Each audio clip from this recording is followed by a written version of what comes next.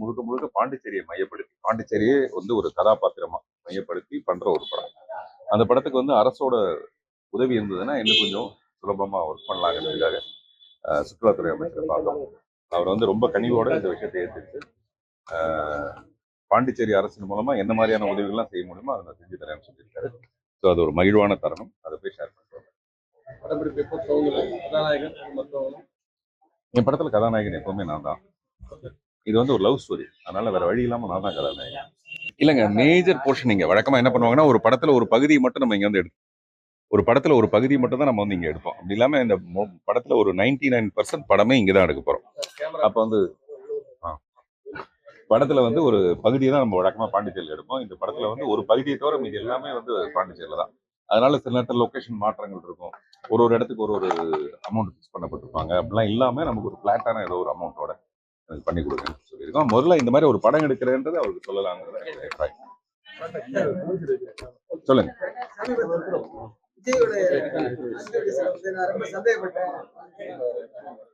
இல்ல, நான் சந்தேகப்படலைங்க. Silence please. நான் சந்தேகப்பட்டேன்னு சொல்லுங்க. வழக்கமாவே எந்த ஒரு நடிகர் வந்து கட்சி ஆரம்பிச்சாலும் அவங்க மேல ஒரு சந்தேகம் இருக்கும். அப்படியான ஒரு சந்தேகம் தான். எல்லா ஆரம்பத்துல இப்படிலாம் இருக்கும்பா, கூட்டம் வரும், ஆனா அதுக்கப்புறம் இவங்க நிலைப்பாங்களான்ற ஒரு சந்தேகம் ஒன்று வரும். அப்படி நம்ம சந்தேகப்பட வேண்டாம். வரவங்களெல்லாம் நம்ம என்கரேஜ் பண்ணுவோம். இது ஒரு ஜனநாயக நாடு. யார் வேணாலும் அரசியலுக்கு வரலாம், யார் வேணாலும் சிஎம் ஆகணும்னு ஆசைப்படலாம். அது ஒன்றும் தப்பு கிடையாது. அதனால அவரை நம்ம அலோவ் பண்ணுவோம். முதல்ல அவருடைய வேகத்துக்கு போட்டோம். அப்புறம் தடை இருக்குமா இருக்காதுன்னா தடை டெஃபினட்டா இருக்கும்.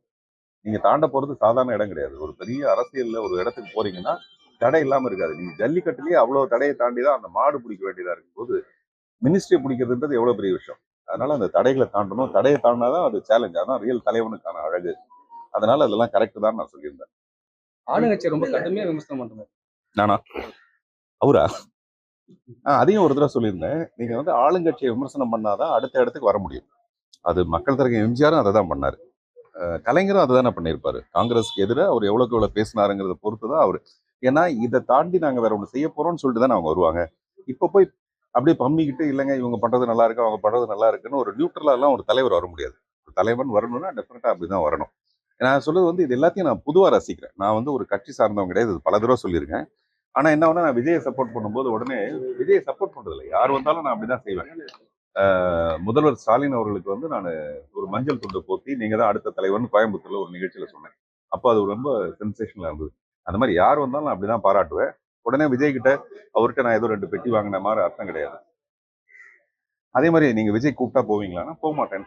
ஸ்ட்ரிக்டா நான் போக மாட்டேன். இதுக்கு முன்னாடி இருந்தவங்க கூப்பிட்டாலும் நான் போக மாட்டேன். என்னுடைய அரசியல் நோக்கன்றது என்ன இருக்குன்னா, ஏற்கனவே இருக்கிறது இல்லாம வேற ஒரு மாற்றம் ஏற்படணும். அதுதான் ஒரு அரசியலோட நல்ல ஒரு விஷயம்ங்கிறது. அதுதான். அது என்னால பண்ண முடியுமான்னு பார்த்தா எனக்கு இப்ப இருக்கிற கவனம்லாம் சினிமா மேல மட்டும்தான். அதனால அது சின்ன வயசு தானே ஆகுது. இன்னும் கொஞ்சம் பெரிய வயசானதுக்கு அப்புறமேல அதுக்கப்புறம் வந்து நம்பிக்கை இல்லை. அதுதான் உண்மையும் கூட. அரசியலே நீங்க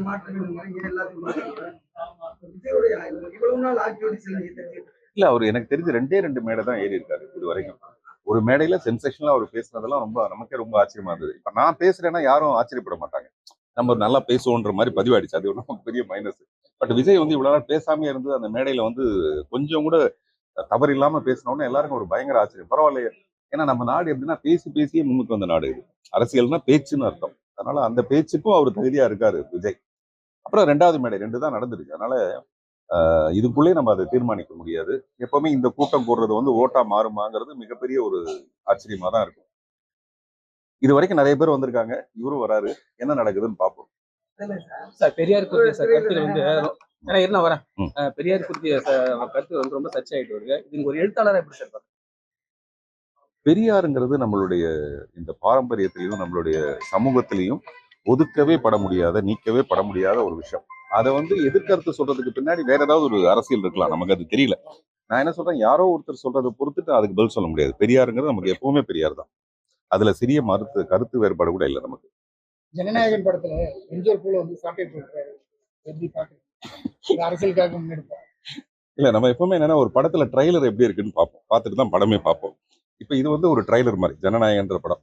அதுல எனக்கு சந்தோஷம் என்னன்னா என்னுடைய உதவியாளர் தான் வினோத், என்கிட்ட ஒர்க் பண்ணவர். அவர் தான் அந்த படத்தை டைரக்ட் பண்றாருங்கிறது எனக்கு ஒரு பெருத்த மகிழ்ச்சி. விஜயோட கடைசி படத்தை நம்ம உதவியாளர் வந்து டைரக்ட் பண்றாரு. அந்த ஜனநாயகன் டைட்டில் நல்லா இருக்கு. அந்த சவுக்கு வச்சுட்டு இருக்க போஸ்டர் நல்லா இருக்கு. இது எல்லாமே அரசியலுக்கான ஒரு ஆரம்ப ட்ரெய்லர் நான் நினைக்கிறேன். அதனால பாராட்டும். திரைப்படங்களுக்கு தமிழ் பேர் வைக்கிறது இல்ல. இன்னொன்னு பழைய படங்கள் வைக்கிறாங்க. பராசக்தி, நான் மகன் அல்ல, இந்த மாதிரி நல்ல படங்கள் அந்த படத்தோட பெயர் மங்குற மாதிரி இருக்கா? அதோட புகழ் மாறுமா? எனக்கு தெரிஞ்சு பராசக்தினா நமக்கு ஞாபகத்துல இருக்குது அந்த ஒரு படம் மட்டும்தான். மறுபடியும் ஒரு பராசக்திங்கிறது அதோட நிழலா தான் இருக்குமே தவிர நிஜம்னா டெஃபினட்டா அது பராசக்தி தான். அந்த மாதிரி பேர் வைக்கிறதுல எனக்கு வந்து உடன்பாடு இல்லை. நான் எப்பவுமே புதுசா சிந்திக்கணும்னு நினைக்கிறேன். கதையை மட்டும் இல்ல, தலைப்பை கூட நான் புதுசா தான் சிந்திக்கணும்னு நினைப்பேன். அதனாலதான் இப்ப என்னுடைய ஒரு படத்தோட பேரு 54ஆம் பக்கத்தில் ஒரு மயிலிறகு. நான் இங்க ஷூட் பண்ணலாம் நினைக்கிற ஒரு படத்தோட பேரு 54ஆம் பக்கத்தில் ஒரு மயிலிறகு. மயிலிறகுன்றது ஒரு பெண், 54ஆம் பக்கம்ன்றது என்னுடைய வயசு. ஸோ இது கலந்து ஒரு காதல் கதை. ஸோ நான் அப்படிதான் நினைக்கிறேன். அதனால புதுசா டைட்டில் யோசிக்கலாமே தவிர இருக்கிற பழைய டைட்டில நம்ம இப்ப அதுக்கு நிறைய பேர் எதிர்ப்பு சொல்றாங்க பாத்தீங்களா. அது என்னன்னா பராசக்தினா நம்ம மனசுல கலைஞர் ஐயா அவர் தான் ஞாபகத்தில் இருப்பாரு. அதுக்கு மேல நம்ம அதுல கருத்து சொல்ல விரும்பல. சரிங்களா? நன்றிங்க, நன்றி. நல்லா பேசுனதுக்காக வீடு வாங்க.